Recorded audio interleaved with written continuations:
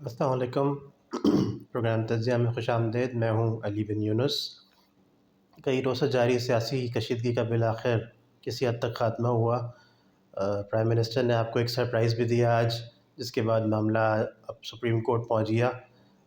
اس کے بعد اس موضوع پر میں تو کچھ کم از کم بولنا کچھ مناسب نہیں سمجھتا۔ جو بھی فیصلہ ہوگا آنریبل سپریم کورٹ کا، وہ سب کے لیے قابل قبول ہوگا۔ میں آج ایک دوسرے ایشو پر بات کرنا چاہوں گا، جو ہے روپے کے مقابلے میں ڈالر کی قدر میں اضافہ۔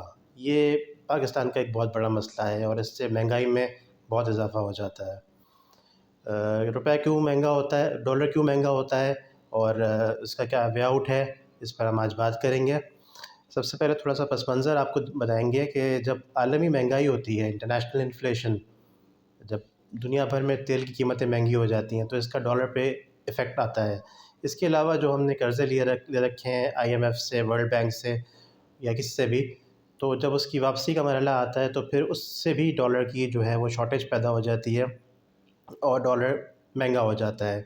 ڈالر کا عام آدمی پہ کیا اثر پڑتا ہے یہ ہم سب جانتے ہیں۔ جو تیل کی قیمتیں آج بہت زیادہ ہوئی ہیں، یا کوئی بھی امپورٹ آئٹم ہے جو مہنگا ہوا ہے، تو اس کی وجہ یہی ہے کہ جو ڈالر ہے وہ آپ کا جو ہے وہ کنٹرول میں نہیں ہے اور وہ آپ کا مہنگا ہو جاتا ہے۔ امپورٹ اور ایکسپورٹ میں جب توازن نہیں ہوتا تو بھی ڈالرز متاثر ہوتا ہے۔ صورتحال یہ ہے کہ ہماری ایکسپورٹس بہت کم ہیں اور امپورٹ اس سے تقریباً 3 یا 4 گنا زیادہ ہیں۔ تو جب تک بیلنس نہیں ہوگا تو اس سے بھی جو ہے وہ آپ کا ڈالر مضبوط ہوگا، روپیہ کمزور ہوگا۔ ایکسپورٹس کو ہم بڑھا سکتے ہیں۔ ایکسپورٹس کس طرح بڑھائی جا سکتی ہیں، اس حوالے سے ہم نے ایک روزنامہ بیوپار میں کچھ عرصے پہلے ایک سروے بھی کیا تھا۔ اس میں ہم نے کئی صنعت کاروں کی رائے لی، کئی ایکسپورٹرز کی رائے لی، ایک معاشی ماہرین سے ہی بات کی، عام لوگوں سے ہی بات کی۔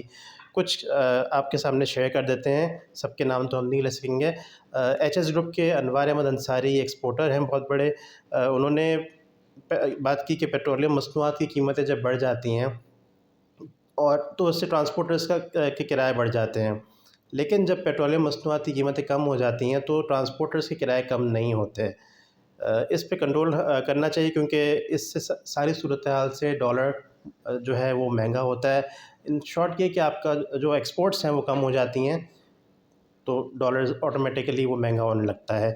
ایک فائنینشیل انالسٹ عتیق الرحمان، جن کو آپ ٹی وی پہ سنتے رہتے ہیں، ان کا ہمیشہ سے یہ کہنا ہے کہ آپ کے ایکسپورٹس بڑھانے کا واحد طریقہ یہ ہے کہ اب آپ کی انرجی پرائسز کم سے کم ہونی چاہیے، یعنی بجلی اور گیس کی قیمتیں کم سے کم ہونی چاہیے، تو اس سے ہی آپ کی ایکسپورٹس بڑھ سکتی ہیں۔ ایک اور انہوں نے آئیڈیا دیا کہ جو ڈالر کے اوپر بات ہم کر رہے تھے، تو انہوں نے کہا کہ ڈالر کی ایکسپورٹس جو ہم ڈالر میں ٹریڈ کرتے ہیں، اس کو ہم بجائے ڈالر کے اندر ہم تجارت کریں، ہم کسی اور کرنسی میں تجارت کر سکتے ہیں۔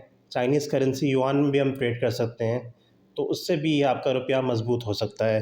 محمد عرفان اصلی پری نے ہم سے بات کرتے ہوئے کہا تھا کہ کراچی میں پانی کی جو ضروریات ہیں صنعتوں کے لیے، اس کو پورا کرنے کے لیے K4 منصوبہ، یہ اس کو مکمل ہونا چاہیے۔